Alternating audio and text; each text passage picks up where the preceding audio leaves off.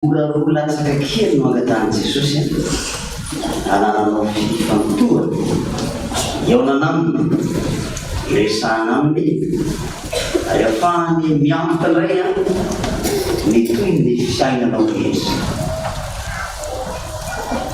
Tadidio sarobidy loatra zao fotoana izao omeny Jesosy antsika tsiraray avy na izany na tsy zany rehefa voatahaka an'izao ny zanak'Andriamanitra mba io satana te hanelingely hatonga antsika tsy hifantoka ao anatin'ny fotoana rehetra andao hivavaka isika roana amin'ny anaran'i Jesosy miasa devoly rehetra zay mety mahatonga anao tsy hifantoka atao anatin'izao fiaonana n'Andriamanitra izao hivavaka isika tsy mitsahatra ny manome voninahitra anao zay Andriamanitra ny amin'ny fahasoavana sy ny fitiavanao omenao na tsiraray avy ary mitombinao zay dia voatonanao itony toerana ity mba hitady anao hanome voninahitra anao kanefa araka ny teny teo Jesosy dia rehefa vory tahaka an'izao ny zanak'Andriamanitra eo satana mitady ny fomba rehetra hanelikelena tsy hifantoha ary indrindra te hanaisotra ny teny zay mba tianao apetraka ao ambony tsiraray avy. Zay anefa Jesosy efa nomenao fahefana ino efa mety fahefana ianareo enao anitsaka ny maimbo sy ny menarana andresy ny rehetra nanao fahavalo tsy hampaninana nareo zany oera ny devoly dia ndositra nareo izy ho amin'ny anarana era Jesosy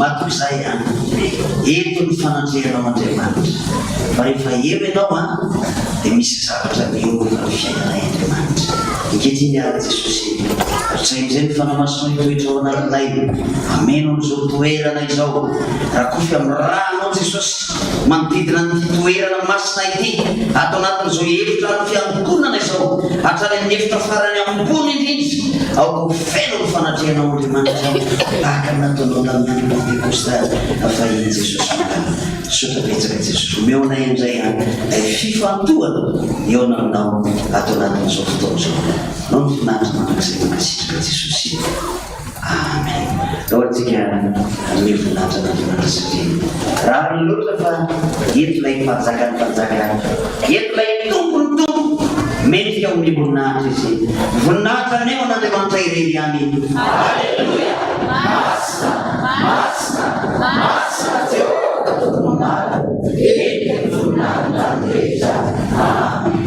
mbola akomonamona amin'ny fahasoavana mbaviadanana avy amin'Andriamanitra ray sy Jesosy Kristy Tompo anoho izatsika ny fideranany Tompo dia ny atao amin'ny salamo fasivy atao amin'ny salamo fasivy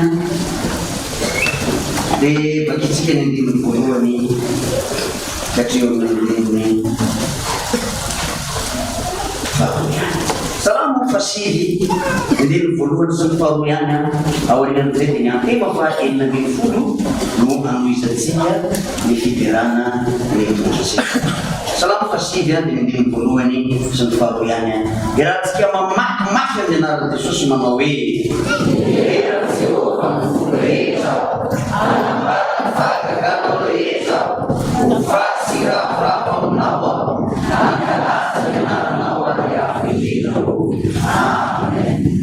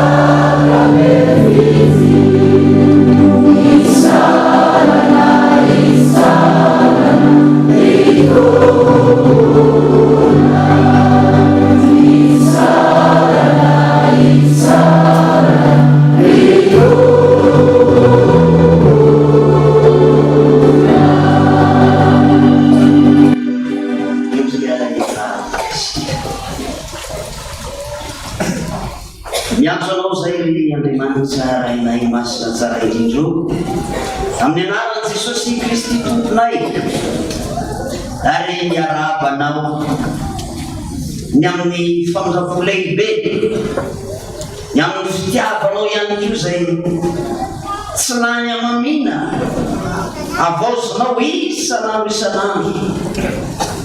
zany famojavonao zany ho aminay tsirairay avy. Ary zany tononkiro zany ataonay ahoana ny tsy sotranao, ataona iahoana ny tsy anome voninahitra anao, ary indrindra ireto zanakao mpamaky lain'ny Madagascar zay miarabanao manokana ihany koa, ary arabainay fiangonana manokana amin'izao fahatakarana ny fanateram-bokatra izao. Sotanao zay satria tsy mba mahatraty neniko zay Jesosy, fa mbola velona trapamonjely miazakazaka ny fiangonana, tonga manoloana ny altaranao masina, mba te hanome voninahitranao fa taona raha nosy taminao, taona nanahady sy olana maro samihafa no vanao avokoa zany rehetrarehetra zany, ary mety mbola manakan'izany mihitsy ary izy androany fa mba te hisaotra sy hanome voninahitranao ihany io izy, na dia zao tombonandro fahavelomany zao ihany aza nomenao azy mbola iainany. Mankasitraka Andriamanitra reto ny fiangonana ara Jesosy manonika ny lohanay miankoka eto anatrianao, mba te anao taka ny fomba ny anjely na dia tsy hainay aza fa andro manala akora lava tsy misy farany ao an-danitra ao, miotika isanandro sa minitra isan-tsegonda, miankoka eo atongotrao Andriamanitra lona efatra amin'ny roapolo ary fiambarany soratra masina manipy ny safi-boninahiny eo atongotrao, ireo kerubima sy ny serafima manarina ny herany amin'ny tapany Andriamanitra fa tsy mahazaka majery ny voninahitra ao. Inona moa izay zay olombelona mpanota, olona manotomolotra Andriamanitra, fa efa niteny taminay ianao Andriamanitra hoe za olona noforoniko zao no anambara ny fiderana, reto zay androany mba iompeo anatona feonay eo anatrenao iaraka amin'ireo anjely masina ny an-danitra any, iara-hira Andriamanitra hanome voninahitra anao raiso ankasitrao tombo vokatry ny fonay tsiraray avy manao hoe masina masina masina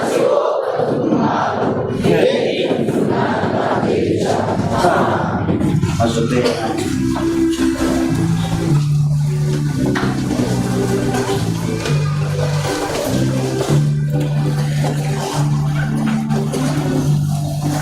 eto ava manampitamoka ny mamelona ny fiarabana manokana izanatsika ireto ny mpamaky lain'ny Madagascar na ny milona eton'ny Taninanandrano natratrana zao vokatry ny zazavavy raha tsy teza vokatry ny zazavavy fanateram-bokatry ny zazavavy zay angatahana amintsika tsiraray avy mihitsy mba hifanometanana an'izy ireny fa reny no solo-vavanao, reny no solo-tananao, reny no solo-tongotrao, miazakazaka ny mba mirafiazo any manambara ny fahatsarany Jesosy Kristy Tompo dia izara ny afatra amintsika tsiraray avy ny ray aman-dreny zay anisan'ny diary ao anatiny zany Mpamaky izany dia ny pasteur daka moa mahafantarantsika tsiraray azy avy andao ataontsika ny hira 3:30 dia ny fatema eto voatsika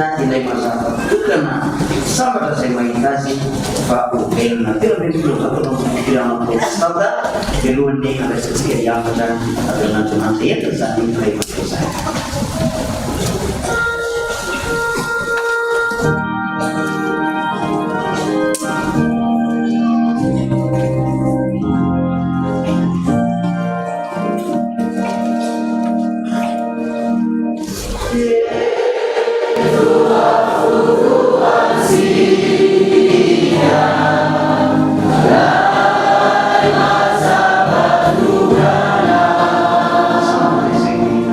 Sa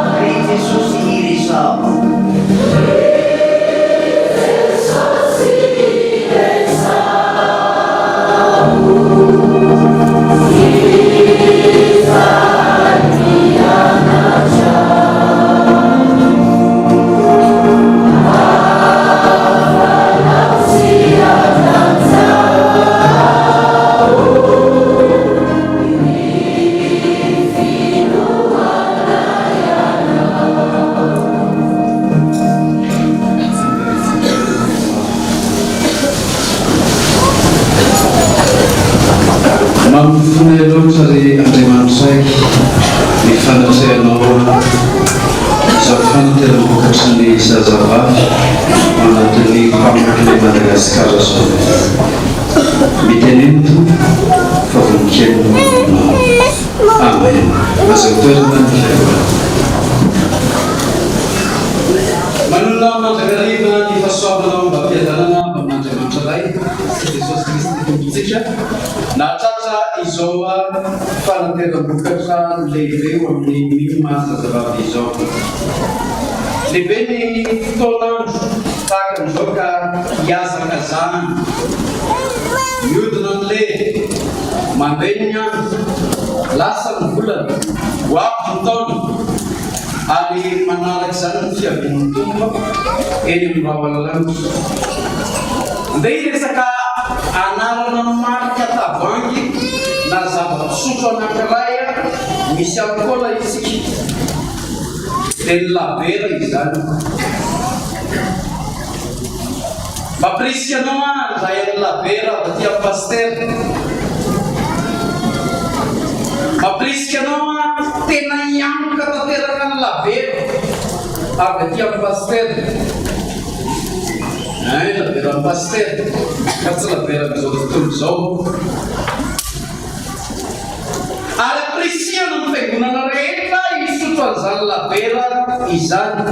Afafa raha misy voatabia matany aminareo fa voatoraka ny voatabia satria teniteny foana amboniny alitara masina fa ny labera zay resantsika dia andeha hopisohana tsirairay ilay hoe biera ao anatin'izany.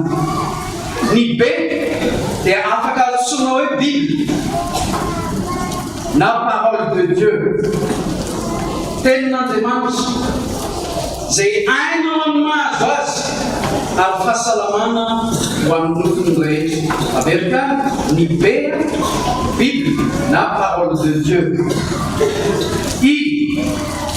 Dia zany bi zao intercession na prière.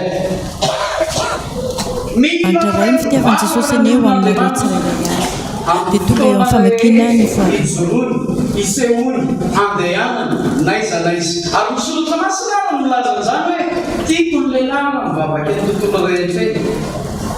Matetika ny baiboly mamonjy ny lehilahy fa ny fiarahamonina eo amin'ilay voary nomen'Andriamanitra azy mihitsy no tia hivavaka. Ary ny dia ny hoe eucharistie na ny corps du Christ, ny vatan'ny Kristy mihitsy. Fa voasoratra zany hoe izay mihinana ny nofoko no manino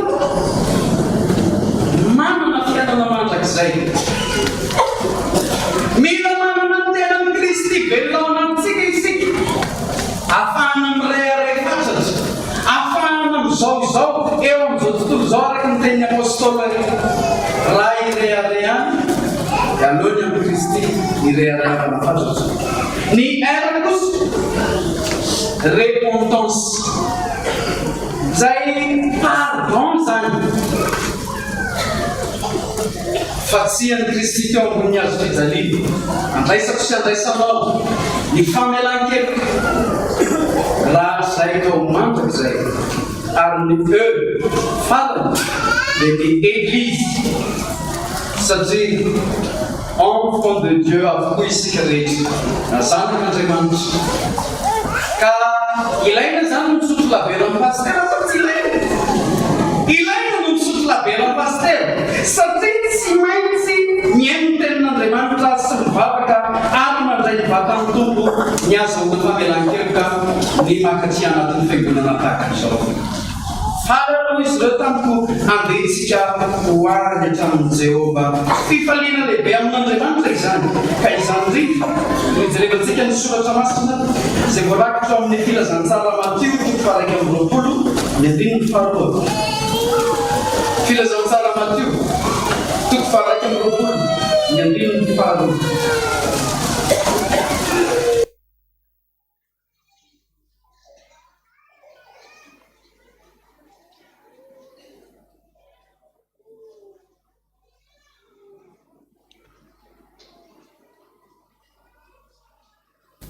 Filazantsara Matio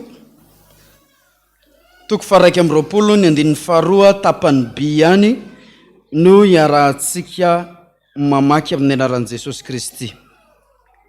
Vakina amin'ny anaran'ny Tompo manao hoe ary miakara amin'izay dia ahita boriky mifatotra sy ny zanany eo amin'ny anareo.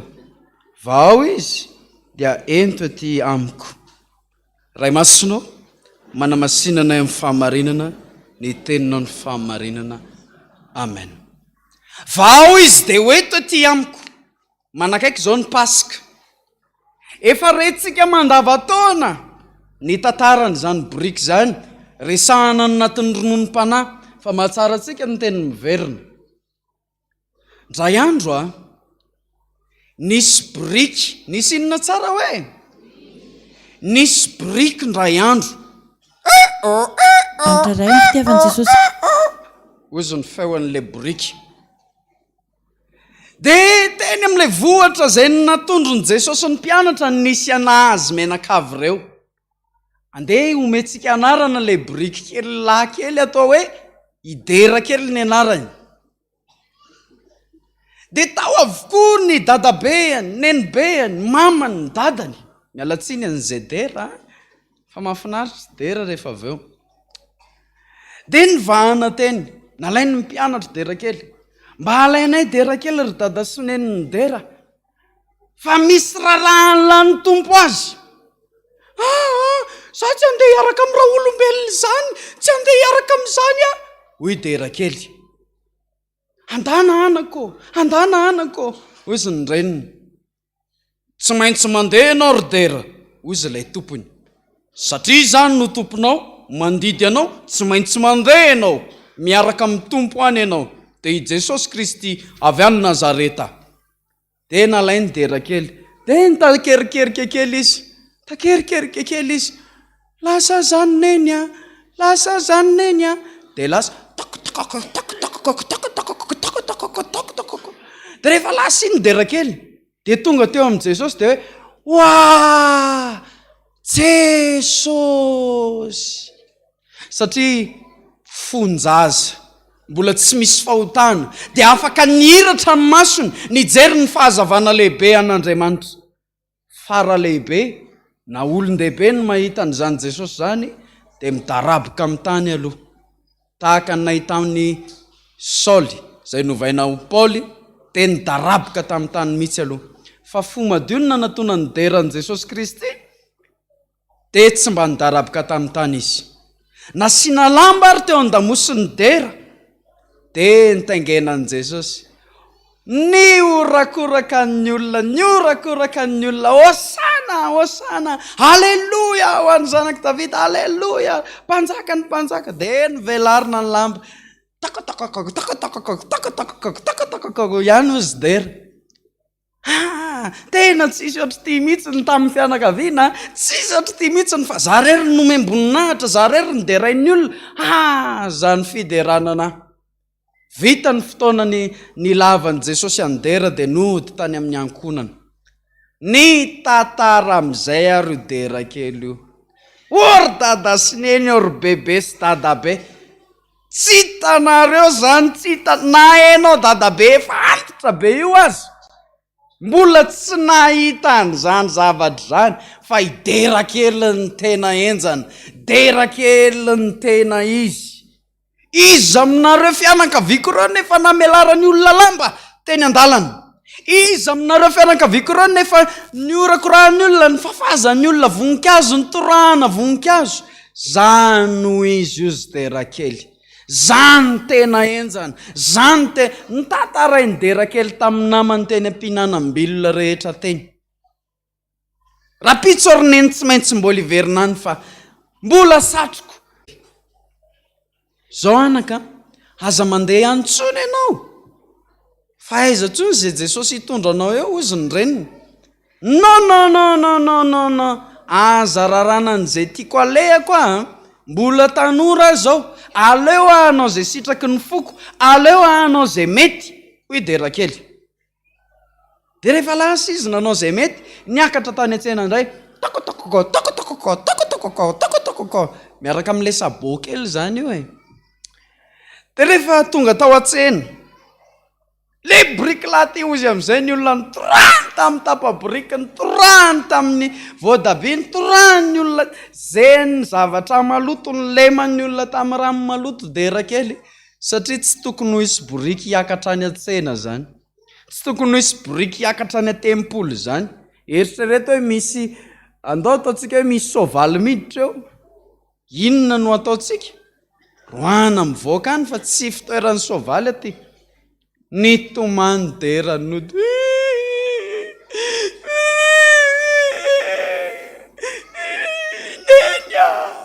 nenya fa maninona ianao anaka? Ozy ny reniny, nenya takizay ao tsy nandeha.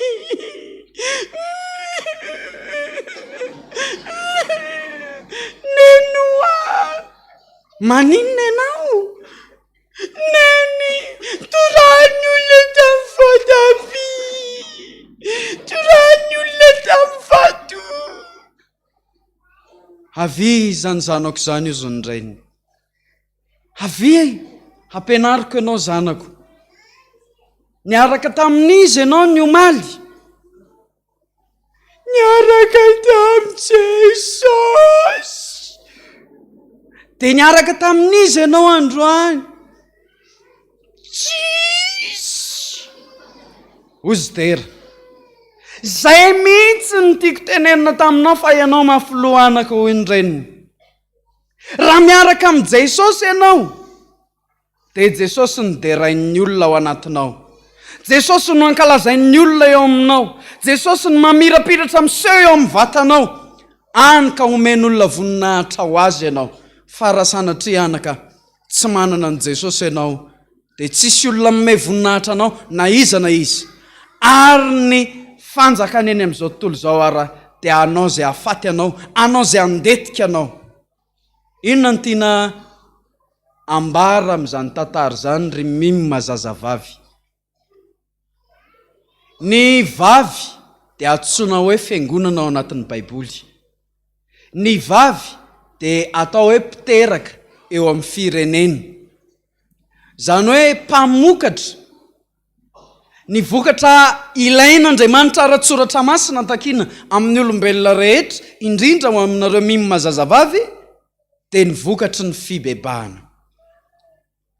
Matetika any anatin'ny tokantrano any, de tsy mampirisika ny zanaka ny ray aman-dreny hiditra sampana mima, na zazalahy zany, na zazavavy zany, satria hoe maditra hony ny mima. Sanatria tompoko, tsy misy zany. Ataoko mihitsy ara hoe odoy e. Satria fitezana amin'ny maha olona manontolo no volavolain'ny mpiandraikitra ao anatin'izany sampana mima izany. Saina, vatana, fanahy. Ny mampiavaka azy de ahafahany tanora, na ny ankizy, na ny lehibe, ahafahany miatrika fiainana zay mbola tsy fahita. Amin'izao fotoana izao de efa ampetaina ny zaza, tsy mahay mandrehitra afo tsaribao intsony, tsy mahay mandrehitra akitay intsony, ary fadiranovana rehefa tonga ny vaninandro aviorana na ririnina tahaka izao no andeha hifomaraina anasa lovia. Satria nahoana? Tsy mba niaritra fiafiana, tsy mba niaritra fahoriana. Kanefa vaninandro mahory zao andro zao. Inona ny charbon ara-panahy? De ny fampiretana ny finoana zay tokony irehitra mivavay ao anatin'ny olona, fa tsy petraka ho mafana fotsiny. Ny mafana tsy afaka mampiampita afo ampirehitra ny namany, fa ny olona mirehitra rery any no afaka mampita fanilo na fahazavana ho any amin'ny tsiraray avy mba hampirehitra ny manodidina azy. Sahirana ny ray aman-dreny ny mitaiza, indrindra ho an'ny zazavavy amin'izao vaninandro zao, satria maditra ny tovolahy amin'izao. Masasa ny tovolahy amin'izao. eny an-dalana eny a rehefa hita fa miaraka amin'ireny mpianakaviany zao ilay mpamaky ilay zazavavy dia mbola misy an'ilay tovolahy mbola tsy nahazo fampianarana ara-tsikoto na ara-tsampana ny fitezam-piangonana dia eny an-dalana eny azy izany sipa sady mikitika kely mihitsy dia mivandravandra fotsiny ilay reny mpianakaviana dia le zaza ny voatserina avy eo zaza raha tsy taiza za mihitsy tsy tiako an'ity miaraka aminahy ty kitikitika amin'ity daholo zay jilamboty zao ka raha tsy taiza amin'inona moko iza no mitaiza anazy ery indray tonga dia misy ny boaliboalika be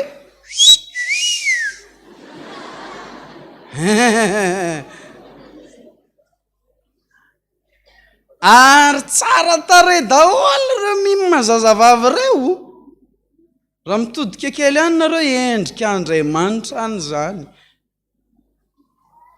fa misy manana forma gitara dia iny le mampisoka ny zalama izy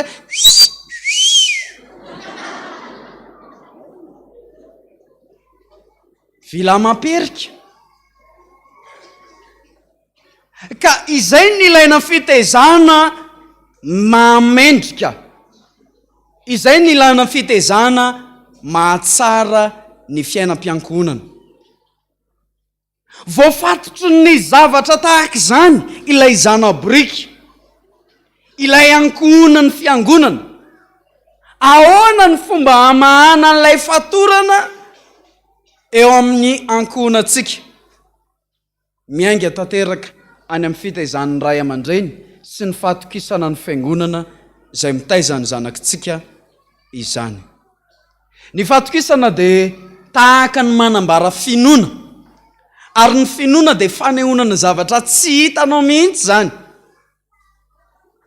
ary antenainao aseho ny zavatra tsy hita sy mbola tsy fantatra ao anatin'izany finoana zany ka ny zanatsika raha miditra ao anatin'izany sampana mimma izany na ny mpamakilay Madagascar dia mety tsy ho hitatsika ny fitezana any mety tsy voaratsika maso ny fitezana any fa tsy manantona bara sanatriny zany ka hisotro laberan'izao tontolo zao ny zanakitsika mbola misy mono no hoe sigara ny fanalavana anazy fa aloha amin'ny fotoana manaraka fa ny laberany aloha ny resahantsika teo fa ireo zanakitsika ireo dia manantona n'izao fiangonana masina zao zay tarihan'ireo tompona andraikitra mahefa isa-tsokajiny atao anatin'ny fiangonana zay nametrahan'Andriamanitra fitokisana ny any anatin'ny sampana misy azy ihany koa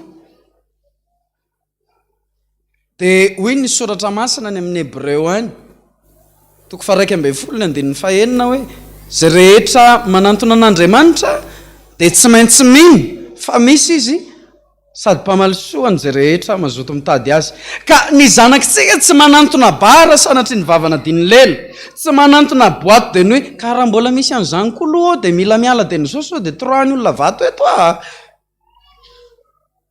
zany dafa tsisy tsony zany mahatoky zany ny lalàna voalohantsika mahatoky ny mpamakilay Madagascar ka azo antoka amin'ny zavatra rehetra asain'ny tompo ataony ry havana malalao amin'ny tompo amaranana n'izao toriteny zao sahady dia mitodika tanteraka ho any amin'ny ray aman-dreny ny masony zao tontolo zao zay mitaiza tanora eny tsy ny ao amin'ny sampana mpamakilay Madagascar rery fa hatramin'ny sampana rehetra mihitsy azy no misy an'izany fomba fijery zany marina ny teniny voalaza ao anatin'ny tononkira misy an'ilay hoe vavaka miambaamba ny sasany ny andehanana aty an-deglizy moany iny hijery tovolahy sy tovovavy mipôzipôzy kristianina ve ny anarana izy ny soratra masina inona ny zavatra tokony ho ataon'ny ray aman-dreny ho an'ny zanaka ovina fanontaniana mipetraka ovina ianao no ny teny farany tamin'ny zanaka hoe ry sombo ny aiko ry vahatry ny aiko lay malalako tiako indrindra onsonanao zany zanaky dada sineny zany fa rehefa misy betizy kely ataony zanany eo ka mifanakaiky mivady ditany zanako rangaty rehefa maditra dia zanaky dada na rehefa maditra dia zanaky neny fa rehefa endry dia zanak'izay miteny aloha na zanak'izay mahita zany zanaky dada zany dia hoy izy raha matoy etsy zanako rery anga ny fanomezana teny mamy ho an'ireny zanakitsika ireny ny tena ilaina ny tsodrano ho an'ireny zanakitsika ireny raha vao mivoaka ny trano andeha hianatra na andeha asa ametra ao tanana re izy tsofirano izy misy koa amin'reto zaza reto efa olda be zany roneny fa aza mifametsameta ao tanana zany nga tsika lahazo biby foazana atao amin'ny tanàna aoka hitandrina kely eo ny andro iainana tsara ny mampafantatra antsika fiangonana fa tsy 70 taona na 80 taona zany ny fetrandro ny zanak'olombelona vavaky mosesy zany mosesy ny teny an'izany fa ny an'Andriamanitra dia nilaza mihitsy izy hoe 20 taona ny fetrandro ny zanak'olombelona ka raha manajaray aman-drenitsika tokony 20 taona fa noho ny fijerin'ny mosesy hoe efa tady tsolasa tsony ny fahotanay Andriamanitra fa mety 70 na 80 taona sisa raha tahinao ka mateza fa tokony 20 taona isika ka mila manajaray aman-dreny amin'ny fomba rehetra mihitsy mba ho elavelona ny tanora zazalahy sy ny tanora zazavavy hatramin'ny ankizy madinika inona ny fahatelo tokony ataon'ny ray aman-dreny vita ny fametrahan-tanana dia resao foana amin'Andriamanitra ny zanatsika ampafantaro anazy ny baiboly fahalalana zany fitsipika zany fezy eo an-tsandriny fatory eo amin'ny lohany ataovy any amin'ny tolambaravarana ataovy amin'ny zavatra rehetra mihitsy ny tenin'Andriamanitra mba ho fanilony tongony sy fanazavana ny lalany zany hoe pazapaza ny fanilony tongotra Andriamanitra tsy ny teny hoe ho fanilony masony sy ho fanazavana amin'ny fijeriny fa ny tongotra aloha zany hoe mandeha miandalana tsy kelikely ny fitezana zaro amin'ny lalana tokony alehan'ny zaza fa na dia antitra ary izy marina zany tenin'Andriamanitra zany adidy lehibe no iandreketantsika ray sy reny mpianakaviana eo amin'ny fitezana zaza fa miainga aty amiko re tompoko miainga any aminao no any mahatsara ny zanakitsika na maharatsy ny zanakitsika ekena fa mitaizana azy ny fiarahamonina izay fampianarana tsara indrindra lehibe sy midadasika kanefa isika no arofanina ny amin'ny fiarahamonina ka tahiny Jesosy daholo zany avako zany asa eo fa manana didy masina isika ny mitaizany zanakitsika asa eo fa afaka manohana 100 isan-jato mihoatra ny fanohanan'izao tontolo izao ny kristianina rehefa mitaizany zanany eo anatrehan'i Jesosy Kristy zao no afatrary ny amin'ny mpamakilay rehetra sy ny zazavavy ao anatin'izany ajao ny rainao sy ny reninao ajao ny mpitondranao fa ataonao ahoana ny fitian'Andriamanitra raha tsy tianao aloha izay hita ny masonao vonina sa tsy vonina mpamakilay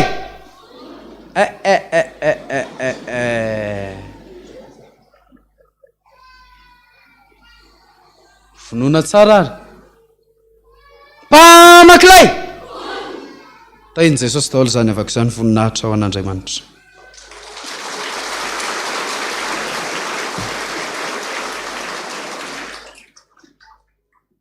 firana protestanta 277 ny andininy voalohany sy ny faharoa iresahantsika amin'Andriamanitra tsy manana n'izany izy tsika fa izy no mahela zay fetaona iainantsika izy no mbola miantra izy no matoy izao atsika ary manome tombonandro isan'andro san'andro ary arao tiara ny andro azo anaovan'ny tsofa mandalo izao fiainana izao fantatra azy teo famahana ny fatorany zanakitsika ary ny fatorana manelanelana ny eo amintsika ray aman-dreny mepitany amin'ny zanakitsika fa mahatoky ny sokoto hanatanteraka izay iraka nampanirany tompo anazy.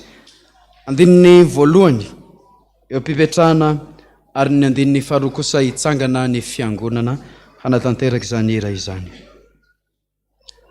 2:700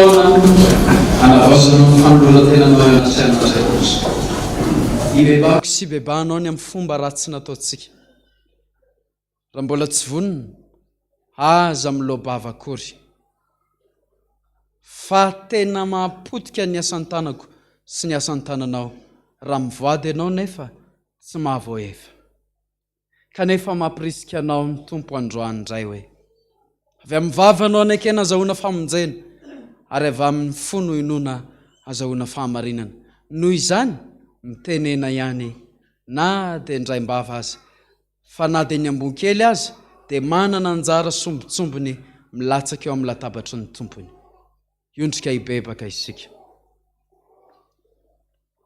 Tompo, tsy mendrika loatra izahay na ray aman-dreny ara-panahy na ray aman-dreny mitaiza ny zanany. Eny, tsy mendrika ihany koa ny zanaka satria manivativa ray aman-dreny. Tantara raisy fanoharana ray no noentina teto dia ny amin'ny labiera Jesosy malala sy ny amin'ilay zana-briky nomena anarana hoe dera no anarany. Hampiovanay zany, hitondranay amin'ny fahamarinana sy fahamasinana anay zany. Fa samy nanana ny ditry ny fonay izay tsiraray avy, tsy nanana fahamarinana intsony teo anatrehanao, kanefa namarinanao maimaim-poana noho ny amin'ny rahanao, lay zanak'ondry tsy misy kilema, marina sady mahitsy, eny no madio. Mahasasanay ihany koa. Betsaka tokoa ny andro laninay, na anarananay fo, tsy nitsofanay rano ny zanakay. Nanaovanay alikalika toetra, sy kisoa toetra ny zanakay. Nanaovanay ho fanarabiana ny anaran'izy ireny, no teneninay mihitsy ary hoe dondrona ny zanakay, tsy mahay nininona ny zanakay, midorororo ny zanakay. Zany rehetrarehetra zany Jesosy eo niteneninay avokoa. Hany ka naniry tany anatin'izy ireny zany hoenao hoe sasatra mitondra zany aho. Diovy ny tenanareo, esoreo milonareo ny ratsy fanaonareo hoenao tompo. Raha mifandahatra aminao na izay Jesosy, tahaka ny lamba fotsy miosindray ifonana aminao zany zoky. Mamindrafo mamela heloka aminay tsiraray avy. Zay ray aman-dreny ara-pana na ireo ray aman-dreny zay mitaizany zanany. Vavaka ihany koa mifona, mibebaka ny amin'ireo mpamakilay zazavavy ireo zay Jesosy malala androany, manomboka any amin'ny zanakatsaly, ny maitso zazavavy, ny mena zazavavy, ary Jesosy malala ireo mpiandraikitra sy ny mahatsangy rehetra ao anatin'izany. Fona aminao no ny amin'ny ditran'izy ireo zay, no ny amin'ny tsy fahamendrehan'izy ireo zay. Ampianary kosa izy ireo mba anana tahotra anao Andriamanitra, anana fitiavana anao Andriamanitra, anao ny dera, ny aja, ny saotra, ny voninahitra mandrakizay. Irehare zay Jesosy malala satria zao tontolo zao rehefa navelany ny elokany dia tena samyseoseo eny amin'ny fiarahamonina. Zay koa anao ny hirany Davida mpanao salamo Jesosy malala ilay manao hoe: sambatra ny olona zay voavelany olona sy voasarona ny fahotany, sambatra ny olona zay tsy sain'i Jehovah eloka ary tsy misy fitaka ny fanahiny. Amen. Mino n'Andriamanitra ray tsy tompanao ny lanitra sy ny tany aho, ary mino an' Jesosy Kristy zanany lahatokana tompontsika, zay nitorotoronina tamin'ny fanahy masina, nateraka Maria Virjiny, nijaly raha nanapaka Paoty Pilato, nombona tamin'ny hazo fijaliana, maty ka nalevina, nidina tany amin'ny fiainatsita, nitsangana tamin'ny maty tamin'ny andro fahatelo, niankatra any an-danitra, mipetraka eo kavanan'Andriamanitra ray tsy to, avy any eviny tsara mivelona sy ny maty. Mino ny fanahy masina aho, fiangonana masina manerana an'izao tontolo zao, fiombonan'ny olona masina, ny famelan-keloka, ny fitsanganan'ny tenany maty, ary ny fiainana mandrakizay. Amen. Dia ho tanteraka tokoa nay zany ho amin'ny anaran'ny Ray sy ny Zanany ary ny fanahy masina. Mazao toerana izany avako zany.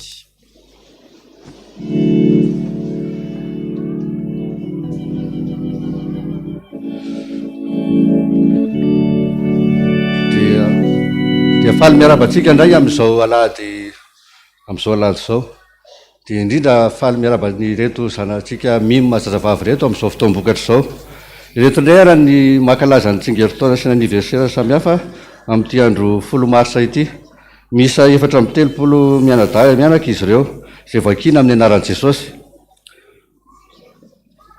Rasoa faramanana tatiana 20 mars, promotion Pakato 1 10 mars, Razafy Manjato notahina Antsafity 7 taona 1er mars, Ravelson Miary Niriny France 6 mars, Rakoto Arso Hajalmanana 10 mars feno raiky amin'ny 15 taona, Arnaud Gilbert Loris 10 mars feno 20 taona, Razafy Manatso Anisa, Rajaona Rivo Tiffany Nekena 10 taona, Rasamy Eltso Jean-Bertin, Ratoandro Nirina Fanjahariliva, Ravelo Malala Volonirina Tantely 10 mars, promotion Vavolombelona 10 mars 20 taona, Randria Malala Mandresy 9 mars, Andrian'olo Fabienne 4 mars, Ravelo Arnirina Niriantsokarina mangataka vavaka, Randrian'ny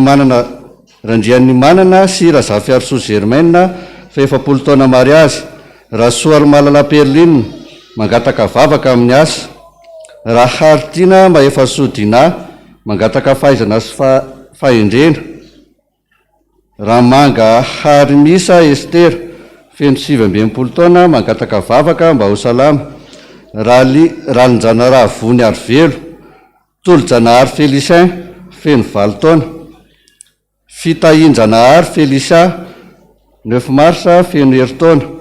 Ratovinena Vonjisony Jean Prosper mangataka vavaka. Rakotomahandro Miranto France mangataka fahendrena sy fahalalana. Ramarojanona Tiavina sitraky ny avo mangataka ny virafanampiny fahafito. Randriam-penomanana Victorin 10 marsa. Rambolo Arjanona Tafita Soherinena 10 marsa feno 30 taona. Rambolo Arjanona Mirsoajaniaina Hajaina 10 marsa. Randre Malala Arso Séraphin sy Rasoarymanga Justine 4 marsa hitondram-bavaka ny mariazany zareo. Fi Anjara Soa Randriam-Belson Miza Tsiresy 9 marsa. Ramalanambinina Miantso 9 marsa mangataka fahendrena sy fahaizana. Ny Orombato Lalaina Diofo 9 marsa mangataka vavaka. Ny tenin'Andriamanitra ho anareo amin'izao tsingeritaona samihafa zao dia hitantsika ao amin'ny Jeremia 7:20. Ny 9:12 izay mivaky toy izao amin'ny anaran'i Jesosy. Fa izaho mahalala ny hevitra hiverako anareo hoy Jehova, dia hevitra tonga fiadanana fa tsy loza. Izay teny izay ry havana no teny omenanareo amin'izao tsingeritaona samihafa izao.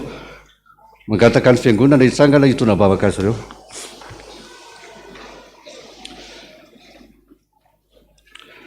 Iny tsy mitsahatra midera sy miantso ny anaranao zay Jesosy eo amin'izao andro anio izao.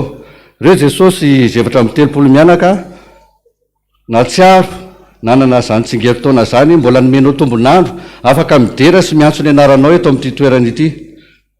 Eny Jesosy hitanao avy ny etaitapony ny faniriny ka na dia tsy miteny ary izy azaky ny teninao hoe ianao manana ny hevitra hiverana azy ireo dia hitondra hifiadanana izany fa tsy loza. Dia matoky za Jesosy fa ny mpanomponao izay nanoratra ny anarana na tsaro manokana zany daty zany dia tsy ho adininao mandrakariva. Ary eo koa Jesosy ireo mba tsy afaka nanoratra na tsy afaka tonga aty akory Jesosy noho ny zavatra mitranga eo amin'ny fiainany. Matoky izay Jesosy fa raha mahatsaro anao izany amin'ny toerana izay misy anazy any dia eo ianao Jesosy hampita anazy fa ny fitiavanao koa dia aminazy Jesosy. Ankehitriny Jesosy mamerina ny fisaorana anao eto amin'ity toerana ity reto mpanomponao reto fa tsy nanadino anao izy tamin'izao andro anio izao ary nakalaza zany tato amin'ny tranonao.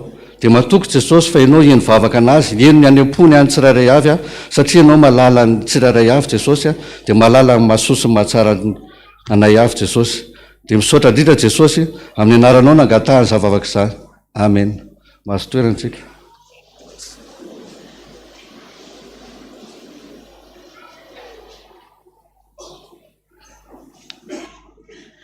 Tonga eo amin'ny fotoana 10 minitra ny sekoly alahadsika dia angatana mba hitsangana diakona mpiany sekoly alahady dia ny mpampianatra sekoly alahady dia ny mpianatra sekoly alahady rehetra.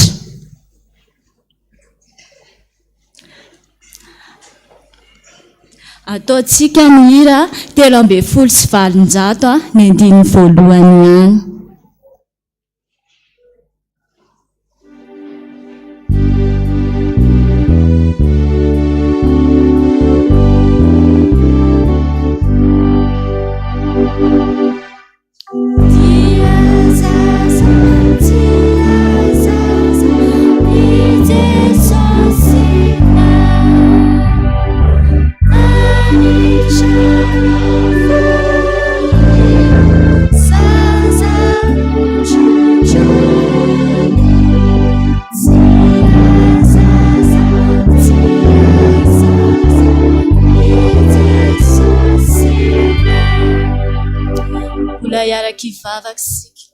Mbola misaotra midera makalaza manome voninahitra ny anaranao zay ry Andriamanitra tsara indrindra. Misaotra anao zay satria no ilay fitiavanao sy nindra fonao dia mbola nomenao indray izay fotoana 10 minitra ny sekoly alahady izao zay. Misaotra betsaka Jesosy amboary Jesosy ny fonay mba ho tany lonaka ambolen'ny teninao dia mitenena Jesosy araka ny fombanao. Misaotra Jesosy. Amen. Tantara kely avy hatrany dia tantarany Soa sy ny mamany. Soa dia zazavavy kely tia mianatra sekoly alahady sady tia vavaka, dia ny mamany koa mivavaka. Petraka any ambanivohitra lavitra be izy mianaka. Nisy fotoana azany nandefa irony trakta na taratasy fampilazana rony ny dalo hoe ho avy izay akany anjaranay. Dia nikoropaka daholo ny ray tanàna niomana hoe ny amin'ny fiavian'ireo dalo. Ny sasany nividy basy, ny sasany nandeha tany amin'ireny dadarabe milaza azo mahay ireny. Dia hoy mama mantsy ny Soa hoe Soa, ny olona rehetra eto tanàna nge ka efa miomana amin'ny fiavian'ireo dalo hoe fa isika mianaka mba ahoana. Dia hoy Soa ny amaly amin'ny mamany hoe mama, ny Andriamanitra ivavahantsika ane ka mahay ny zavatra rehetra mahery noho ny basy izy ry mama, dia mahery noho ny dadarabe, fa aza matahotra ny amin'izany ianao fa aleo avy eo izy. Eny ara ozy ny mamany. Tonga amin'izay ara ny fotoana izay nomendreo dalo fahatongavany popoaka ny basy tany atokotany tany dia hoy Soa tamin'ny mamany andaotsika ry mama hivavaka, dia ndao ara ozy izy ny mamany. Nandohalika Soa dia hoy Soa hoe Jesosy ny anjelin'i Jehova mitobo manodidina an'izay rehetra matahotra azy ka mamonjy azy. Vonjeo eo an-tanan'ireo fahavalo izay Jesosy misaotra Jesosy amen. Tapitra ny vavaka Soa tapitra kelikely dia nitsahatra ny pobasy tany atokotany. Voaka moramora izy mianaka dia nijerevany reo daholo ny fananany, reo ny akoho amam-boronany, reo ny omby biby fiompony.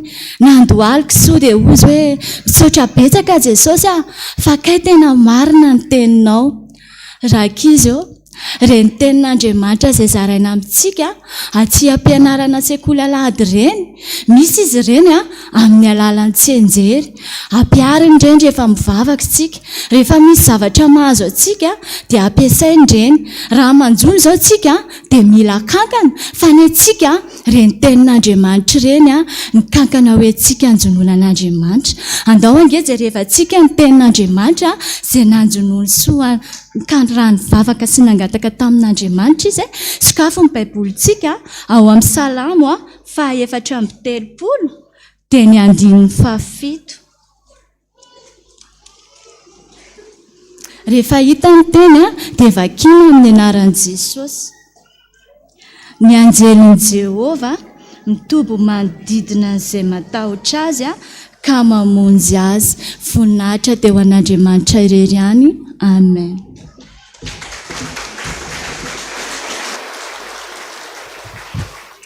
Endry havana dia mbola mampitombona amintsika mandrakariva fahasoavana sy ny fiadanana avy amin'Andriamanitra ray. Dia miarahaba an'ny Mpamaky lay Madagascar fivondronana voalohany vondrona zazavavy. Lahady-mbokatry ny Mpamaky lay Madagascar vondrona zazavavy tokoa androany.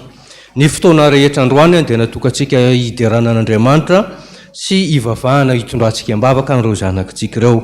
Mandritry ny fotoana androany tontolo amin'ny 7 ary ny fotoana hariva dia endritsika hitrotrona ambavaka an'ireo zanakitsika ireo. Fa manomboka amin'ny 5 hariva kosa dia misy sehatra sy an-tsapana izay ataon'ireo zanakitsika Mpamaky lay Madagascar ireo any amin'ny 4e étage. Dia manasa tsika rehetra, tsy ny ray aman-dren'ny Mpamaky lay Madagascar ihany, fa isika rehetra sakaizany sy ny mpanoana an'izany Mpamaky lay Madagascar zany, ary indrindraindrindra isika rehetra izay nahazo fahasoavana tao anatin'izany fitaizana scoutisme dia anisan'izany Mpamaky lay Madagascar. Anao rakitra tsika zao, anao fanatitra. Dia izay manome mpifaliana hoy ny tompo no akasitrahana indrindra. Kanefa tehany indrikely amintsika mpiray fiangonana sy mpiara-mivavaka. Anatanteraka lasy lehibe 20 taona ny fivondronana voalohany amin'ity taonty any amin'ny volana Aogositra any, izay ho tanterahana any Tuléar. Koa ny fanohanana rehetra sy ny fitiavana rehetra izay arotsaka reo ho an'ireo androany dia anisan'ny zavatra anankiray izay endritsika manoana an'ireo zazy ireo ahatanteraka an'izany fikasana amin'izany lasy lehibe lasy jobily faharoapolo taona ho an'ny mpamakilay a Madagasikara fivondronana voalohany eto amintsika eto Taninanandrano koa dia manasatsika fararanom-bokatra zao samy hafa mantsy ny toroteny ho atao amin'ny fararano sy ny atao amin'ny ririnina ary indrindrandrindra ny toroteny fibebahana fa raha ny toriana ny teny teo dia toroteny famahana fa rehefa voavahasika dia Jesosy Kristy izay namahantsika teo no mbola hanome atsika be lavitra noho izay rehetra foitsika ho an'ireo zanakitsika ireo dia mankasitraka indrindra tompoko.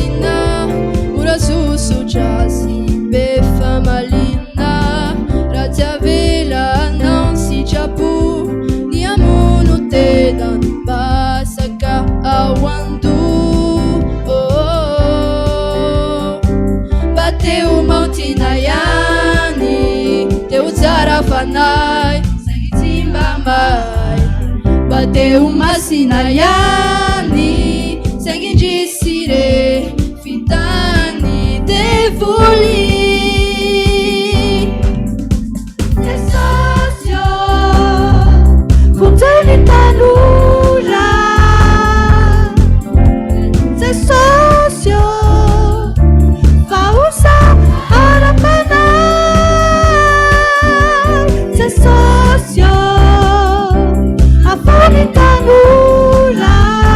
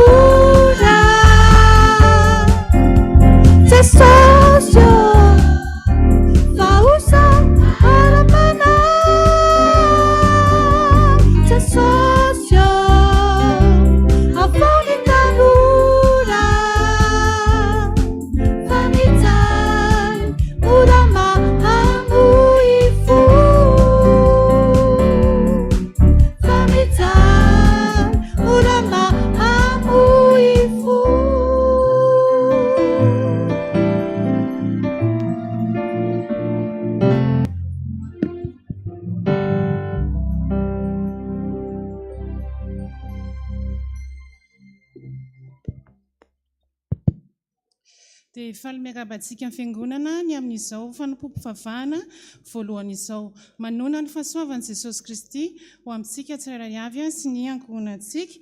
Miaraba ihany koa ny mihazazavavy ny amin'izao fanateram-bokatry izao. Jesosy Kristy izay nitomponareo anie omba sy aranareo mandrakariva mandritry ny androm-piainanareo. Dia toy izao ireo raharaha voaray tamin'ity anio ity. Ny vakitentsika anio dia amin'ny fitomanina fahatelo. Avy amin'ny fifoazana ilazana ireo mpiomana tsingana voalohany maniry findrana tsingana faharoa eto amin'ny fitandremana fa ny dinka andraisan'ny iraka azy ireo dia ataony zoma 5 martsa tontolo andro manomboka amin'ny 7 ora hatramin'ny 4 ora. Ny sabotsy 9 martsa manomboka amin'ny 7 ora ka hatramin'ny 12 ora eto amin'ny fiangonana. Ilazana ihany koa ny fiangonana ho an'ireo mpiomana izay ho atokana ho any amin'ny toby-anja fa ny dinka andraisan'ny iraka azy ireo dia atao ny sabotsy 7 marsa tontolo andro manomboka amin'ny 7 ora ka hatramin'ny 4 ora ary ny sabotsy 9 marsa manomboka amin'ny 7 ora ka hatramin'ny 12 ora. Ny fandraisam-pampianatra azy ireo dia manomboka ny alatsinainy 9 febroary hatramin'ny lakamisy 7 marsa izany izay efa lasa avokoa moa izany. Avy amin'ny brondekona ampatsahivina isika mpitantana sampana velona eto amin'ny fitandremana ka tsy mbola nanatitra ny inventaire 13 ny fananany sampana iadijiny araka ny lisitra efa nampitaina tany aminareo mba hanatotosa izany. Atao dika 4 mitovy ary aterina amin'ny varavarana voalohany hatramin'ny 15 martsa ho avy izao. Antsona dekona sy olona rehetra eto amin'ny fitandremana ho tonga monjy ny assemblée générale extraordinaire ny sabotsy 9 martsa amin'ny 7 ora sasany ao amin'ny riana faharoa. Avy amin'ny mima zazavavy fanateram-bokatry izy ireo nandritry ny herinandro lasa ary amin'ity anio ity dia fotoam-pivavahana raha riva amin'ny 5 ora sasany kosa izy ireo dia anao sesy korana ao amin'ny riana faefatra ary anasany antsika fiangonana rehetra izany. Avy amin'ny vondrom-pampianatra ny sampana vondrom-pampianatra dia fanampandray antsika mpiara mivavaka lahy sy vavy tsy mihira tsy mandihy tsy manao tantara ary maniry ny tory ny filazantsara sy hiteran'Andriamanitra amin'ny alalan'ny hetsika atao eto am-piangonana sy mandritry ny tafika masina tselika sy tafika masina lehibe fa ny fandraisana mpikambana vaovao dia efa nanomboka tamin'ny 14 janoary ary mifarana ny 30 martsa.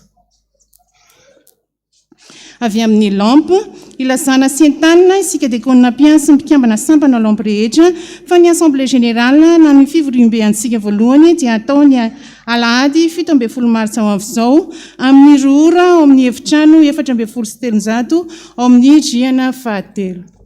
Koa satria efa vita ny fanatitra dia ho atolotra lozana. Hitsangana n'olotra ny rakitsika satria tiatsika loatra zany Jesosy zany ary zany fitiavatsika zany no ambaratsika amin'ilay hira hoe tiako loatra. Satria vokatry ny sampana androany dia ino no anoloratsika ny fanatitra.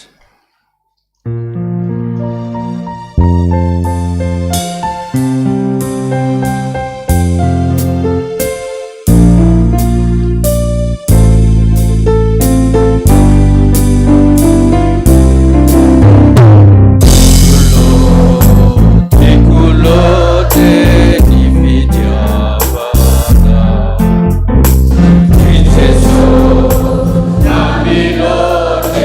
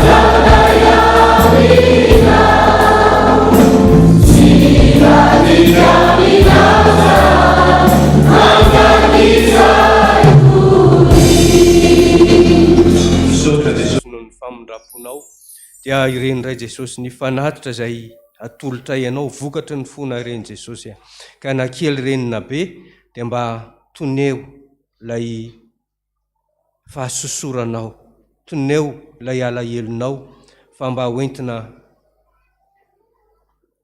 anamboarana sy ampitomboina ny ambaindrain'ny fitoriana filazantsaranao zany. Dia ny voninahitra Jesosy dia ho anao irery ihany. Amen. Voninahitra ny eo an'Andriamanitra irery ihany. Alleluia. Masina, masina, masina Jehova toerana to.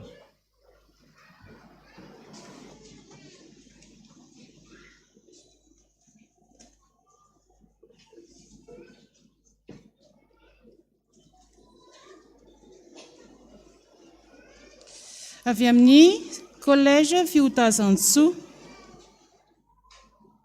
Voninahitra ho anay komity fa 10 taona ny collège Fiotazantsoa mampafantatra antsika mpiara-mivavaka fa ankalazana manomboka rapitso alatsinainy 12 martsa ka hatramin'ny alahady 17 martsa izao ny ivon'ny jobily fa 10 taona ny sekoly.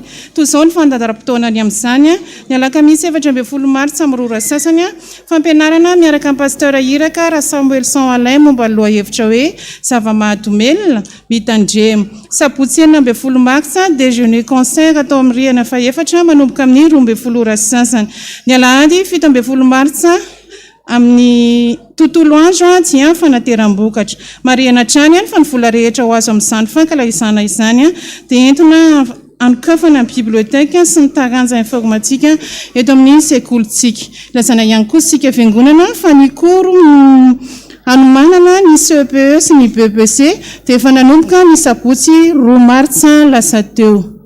Lazana sika mpiara-mivavaka izay nanadiny gourde, termosy, baiboly, kilalao mba haka izany eo amin'ny rihana voalohany efitrano 500. Taratasy fisaorana ny zanany, ny zafiny ary ny fianakaviana manontolo dia maneho fisaorana sy fankasitrahana ho an'ny Fiangonana FPVM Taninanandrano Ampandrana sy fifoazana tamin'ny fanitronana sy ny fampaherezana nataonareo noho ny fodimandry ny avy amin'ny lalanay raha zanatravony Blondine. Andriamanitra manakaria-pahasoavana ny amalifitsia anareo, izy dia namela fararakitra tsy mialina ariary. Andriamanitra tompon'ny fampinonana ny ampiona izany fianakaviana izany dia hotohizana amin'ny famakiana ny voady.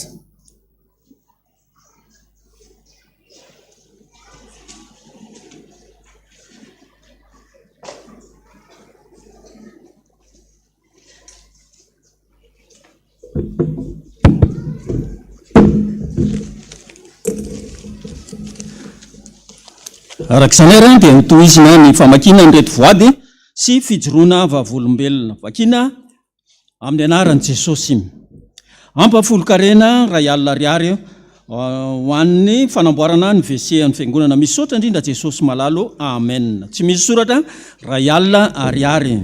Misaotra indrindra noho ny amin'ny fisinao teo amin'ny fiainanay Jesosy tena tiako be ianao. Mbola mihoatra lavitra ary zany Jesosy bizo be atolotra ianao.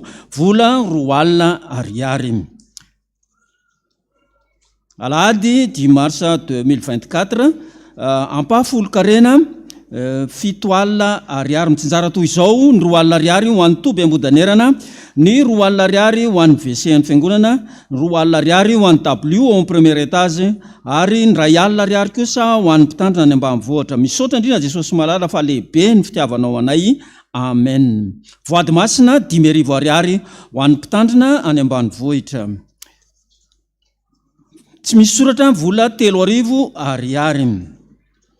Tsy misy soratra 2,000 ariary. Misaotranao zay Jesosy noho ny amin'ny fitiavanao anay sy ny tompon'andro marobe izay nomenao anay fa ary tena mahalivavaka mihitsy ianao amin'ny fotoana rehetra izay nangatahanay taminao. Ka dia ity Jesosy misy rakim-pisaorana 2 alina ariary.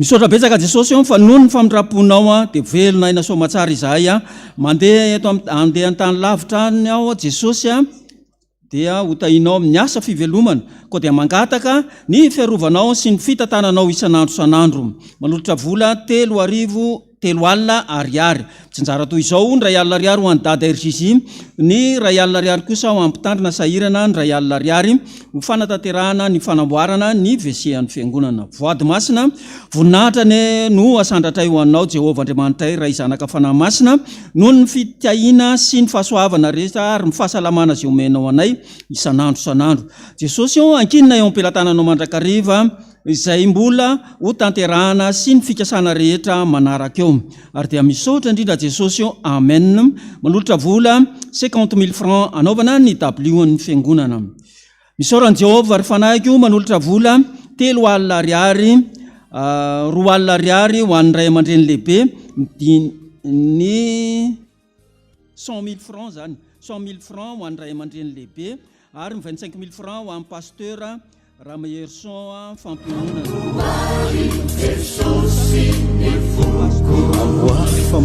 amboary fambolamalo amboary Jesosy amboary Jesosy ratsawaiti faiuna manumbukani amboary Jesosy ny foko amboary Jesosy amboary fateo mpanompo amboary fateo mpanompo amboary Jesosy diovivovay paumendrikanao ratizay milanao a Jesosy milanao a Jesosy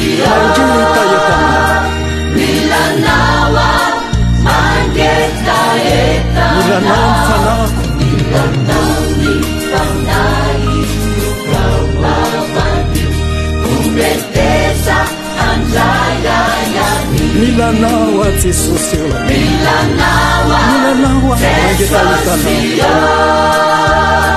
milanao a mangetaetana milanao ni fanai ukawawani umbetesa anjayayani milanao a Jesosy milanao mangetaetanao ny fanako midina Jesosy midina tianapika anao mba hafao mba hiantrao mba hamindrao fo ka meteza Jesosy amboary ny foko mangefeo Jesosy ifokoliky mangefeo fambolamani mora miova mora mifilitoko ampianaro Jesosy ankato mbaratsano a Jesosy mbaratsano avy Jesosy mbaratsano afanofonino mbaratsano fanofonino toetra tsy mendrika ananako iretoetra tsy mendrika ananako hafokyo ialako avoko milanao a Jesosy milanao mangetaetana milanao mangetaetana milanao ny fanako milanao ny fanai ukawawani umbetesa anjayayani milanao a Jesosy milanao mangetaetana milanao mangetaetana milanao ny fanako kambavanginy milanao ny fanai ukawawani umbetesa anjayayani milanao ny fanako milanao ny fanai ukawawani umbetesa anjayayani milanao ny fanai ukawawani umbetesa anjayayani mangatakatrano avy aminao a Jesosy mba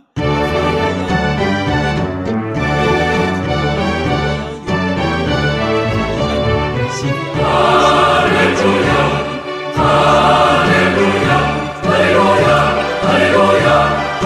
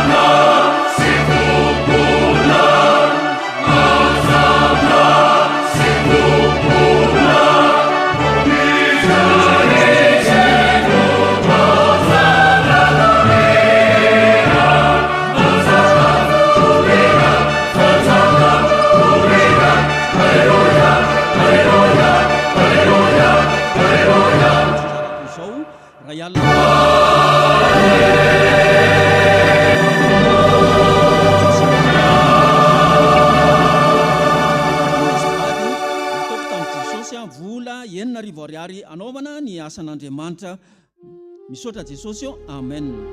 Voninahitra ny eo an'Andriamanitra irery ihany misaotra anao zay Jesosy fa dia efa nomenao fahasalamana ny zanako ary dia mangataka aminao Jesosy mba hanomezanao asa vady aman-janako fa tena sahirana tsy misy asa izay matoky anao zay Jesosy ary dia mamela ny heloka rehetra ariary misaotra indrindra Jesosy amen. Vola dimariariary anaovana ny wc andriana misaotra indrindra Jesosy fa dia ahasomba tsara ny trosa zao misaotra indrindra misaotra Jesosy nohony amin'ny fitahinao maro be anay vola roa alina misaotra anao zay Jesosy fa dia notahinao sy nambininao tamin'iny herinandro iny dia mandeha tsara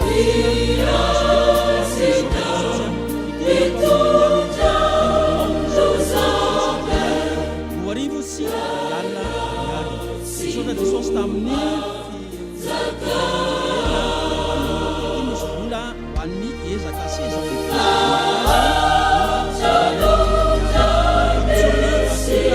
seza taziny vola alla ariary misaotra Jesosy fa tena marivavaka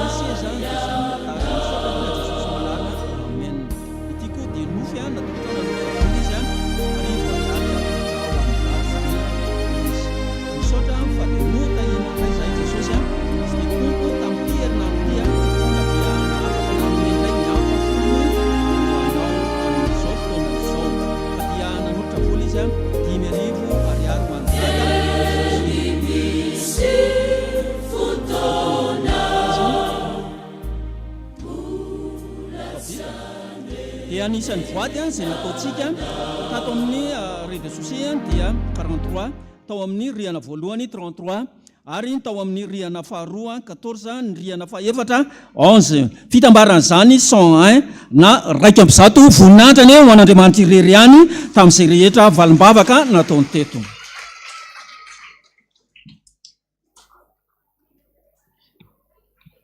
Dia mbola faly miarabantsika rehetra indray na tratra ny andro androany.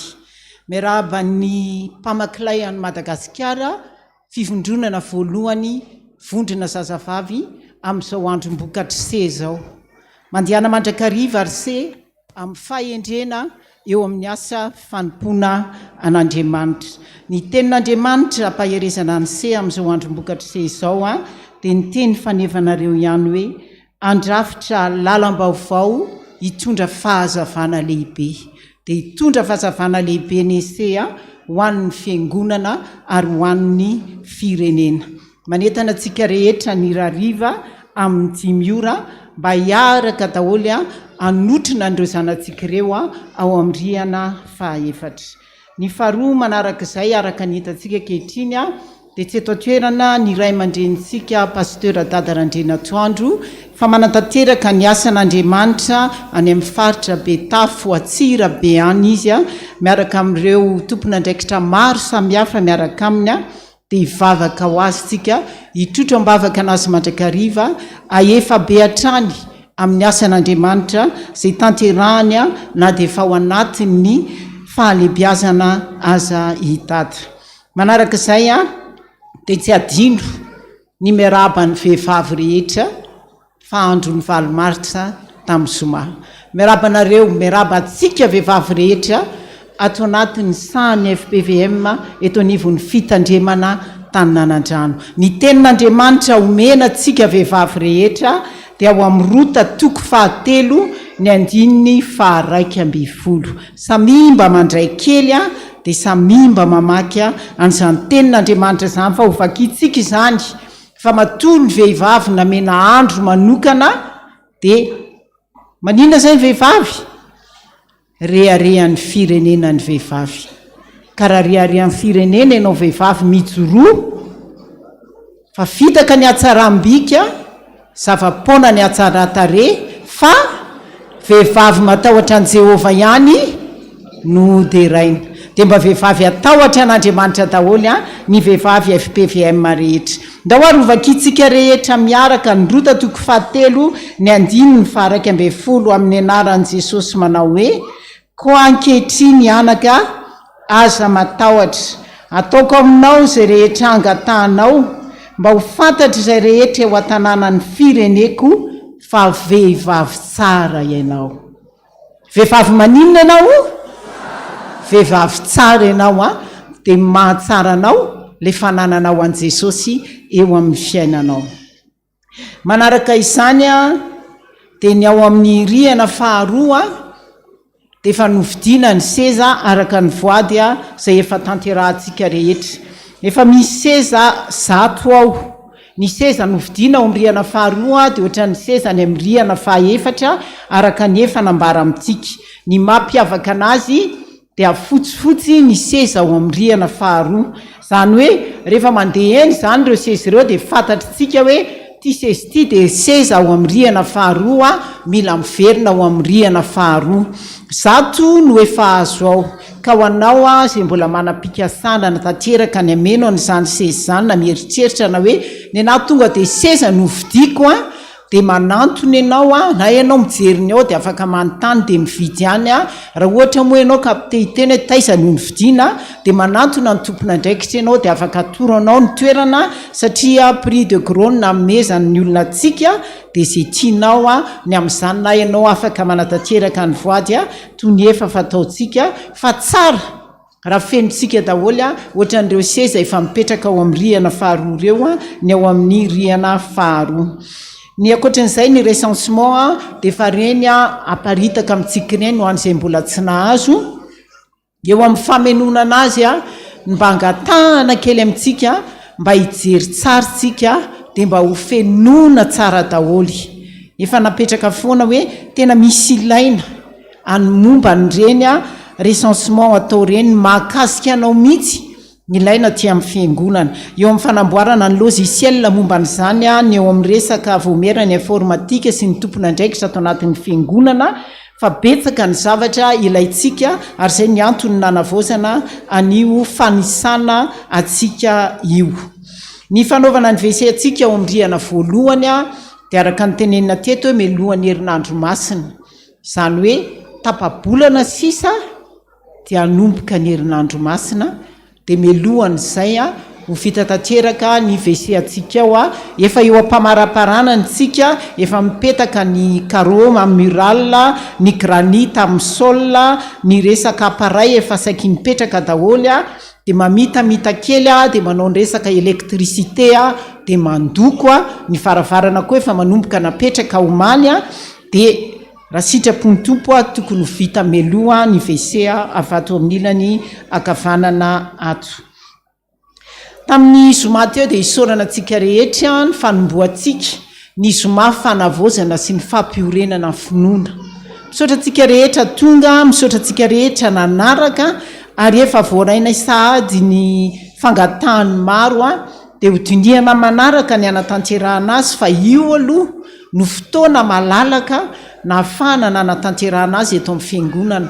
Marina ny tenintsika hoe izay mbola any ampiasana, izay mbola any ampianarana, fa natao an'io aloha izy a dia hitantsika eo amin'ny manaraka amin'ny tapabolana, zany hoe amin'ny zoma herindray a no anatanterahανtsika ny fotoana manaraka amin'ny zoma fanavaozana sy ny fampiorenana dia samy trotro-mbavaka mandrakarivany izany.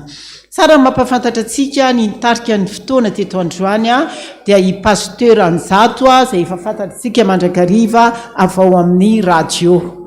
Ny nitondra ny tenin'Andriamanitra kosa dia i pasteur Luther avy eny amin'ny FPVM Analamahitsy, ary ny pasteur nanotra amin'ny fanatra ho antsika teo dia izy ny ray aman-dreny pasteur Wamima, pasteur Ferdin. Makasitraka nareo telo mirala mianaka niaraka nanatanteraka ny fotoana rehetra teto. Ary ny famaranana dia manantena foana ny fanajantsika ny fahadiovana, fanajantsika ny tranon'Andriamanitra amin'ny fahanginana, ary ny fametrahantsika foana fa ato tranon'Andriamanitra itsika. Dia tsy pontsika eny izay rehetra mbola malotoloto a, dia ajaintsika ny fahadiovana ato tranon'Andriamanitra, ajaintsika ny fahadiovana any amin'ny toeram-pidiovana amin'izay rehetra lehantsika mba ho voninahitr'Andriamanitra izany a rehetrarehetra izany. Makasitraka tompoko.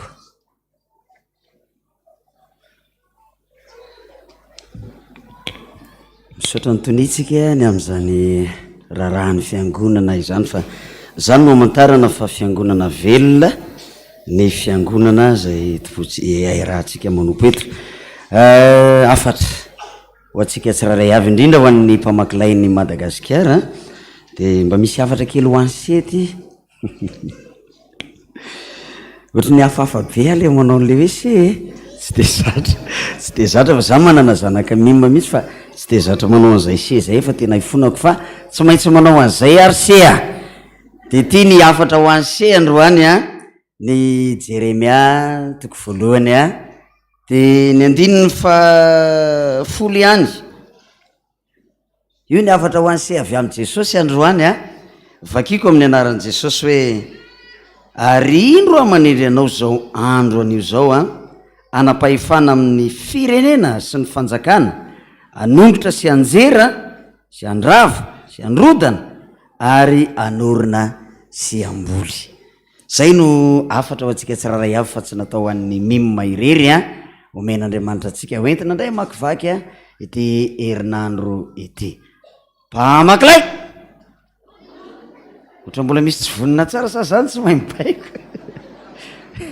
Vonoina tsara se. Mpamaklay! Zay, mahay tsara.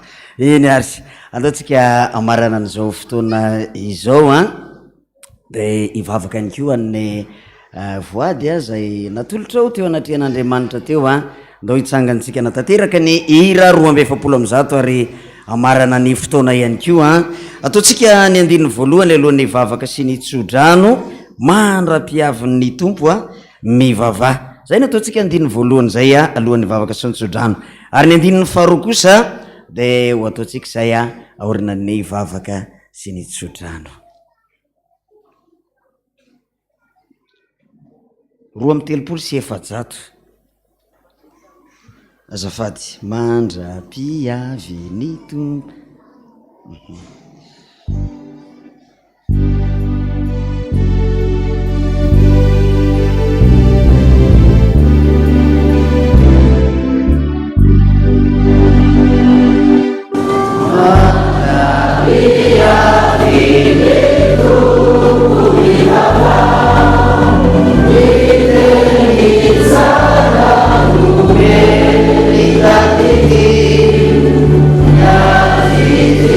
Now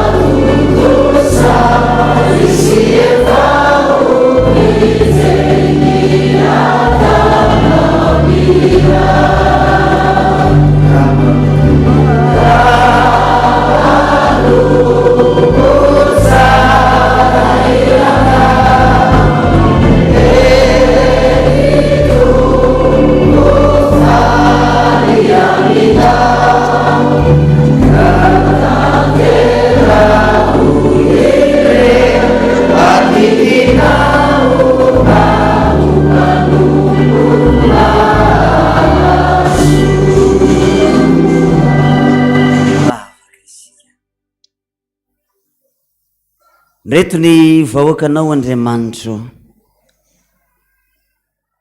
manantona anao amin'izao famaranana ny fotoana izao, manokatra ny fonony tsiraray avy manoloana ny altaranao masina, iresaka aminao ary mba te hametraka ny toy ny fiainany manomboka eto indray.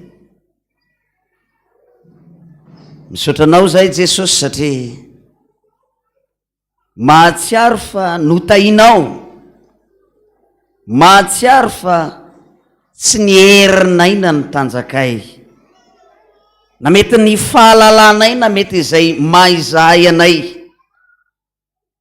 mbola mahatonga anay tahaka an'izao ary nitahinao ny tsiraray avy ka nahafahanay nanolotra ny voady masina ho fanekena indray eo anatrehanao tamin'ity androany ity.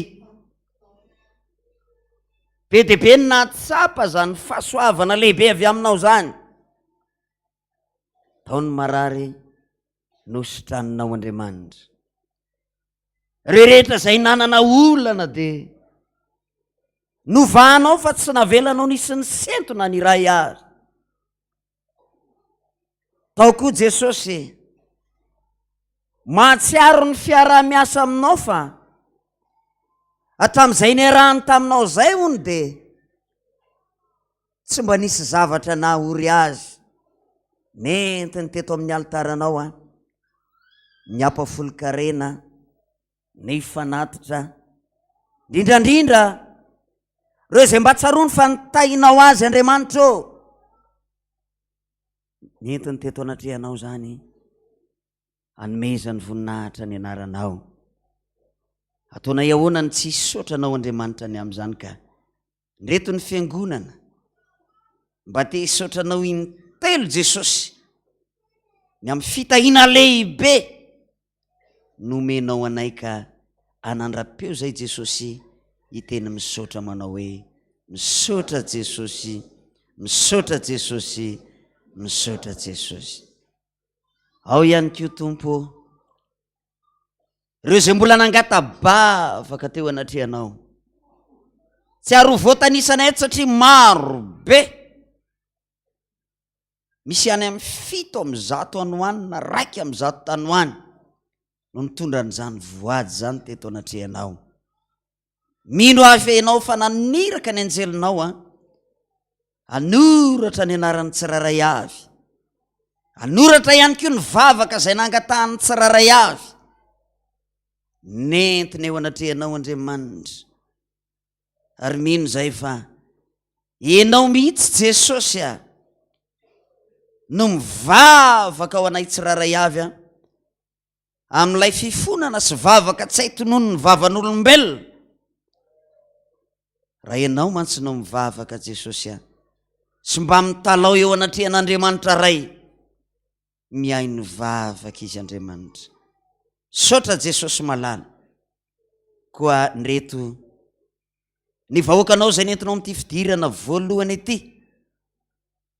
mba te hitaraina, mba te hitalao arak'izay efa nisoratany teo anatrehanao Andriamanitra manao hoe Jesosy io enoy ny vavakay.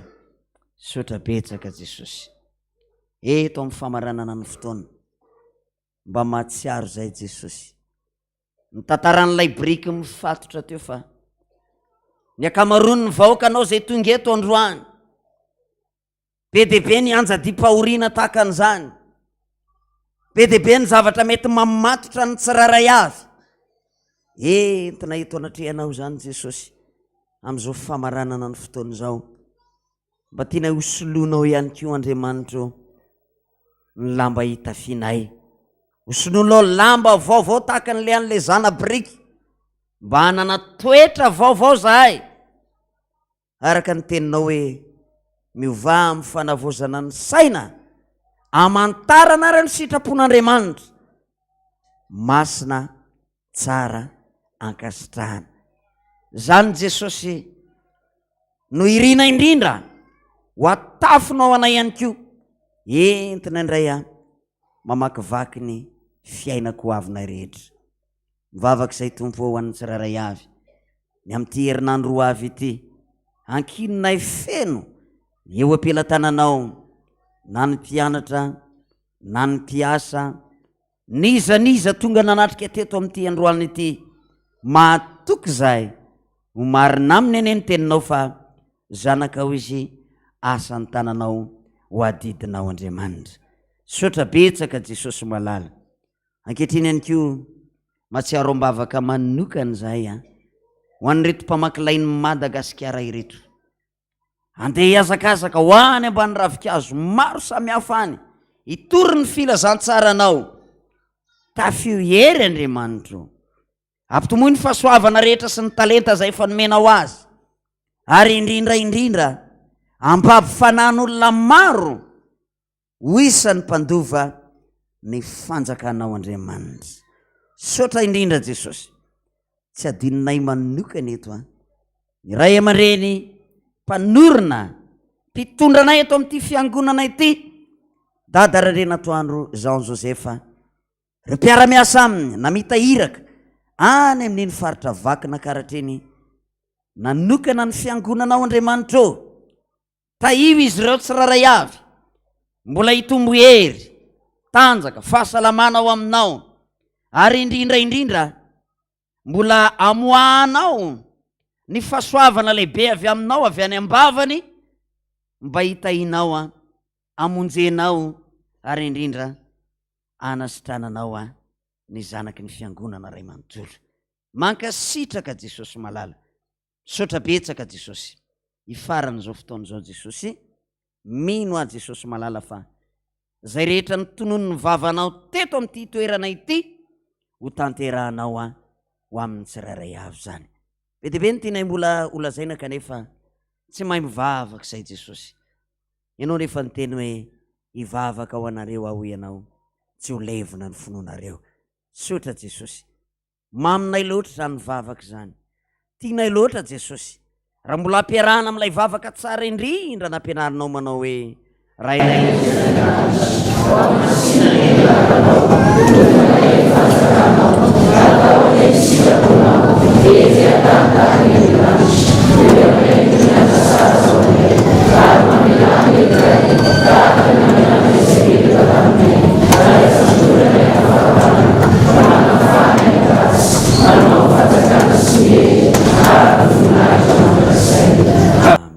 raiso nitsodrano zay tononona amin'ny anaran'i Jesosy Kristy Tompo.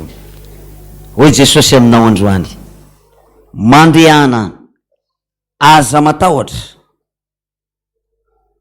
aza mierikerika foana, fa zao Jehovah Andriamanitra ao no miara mandeha aminao.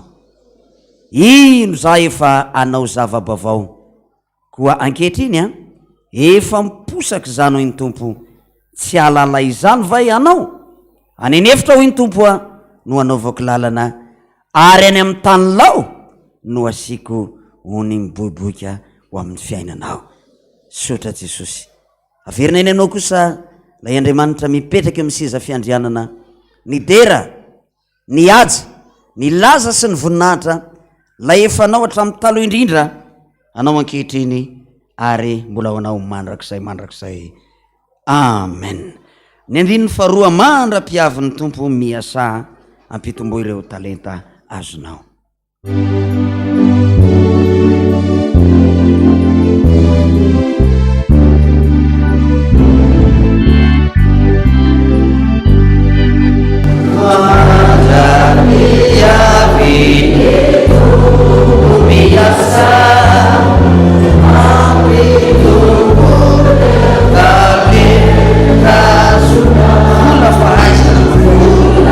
Faz,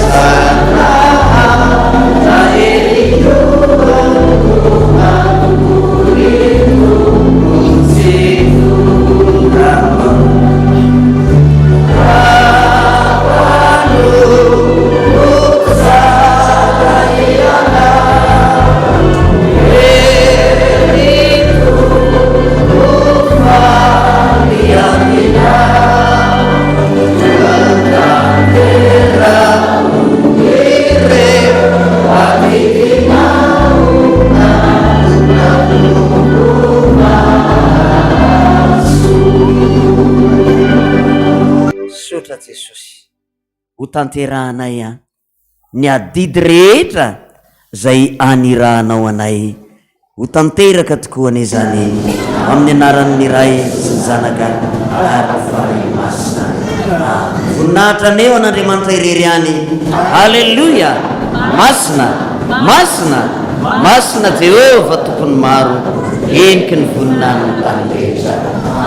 Tesami mahereza ho tain'Andriamanitra.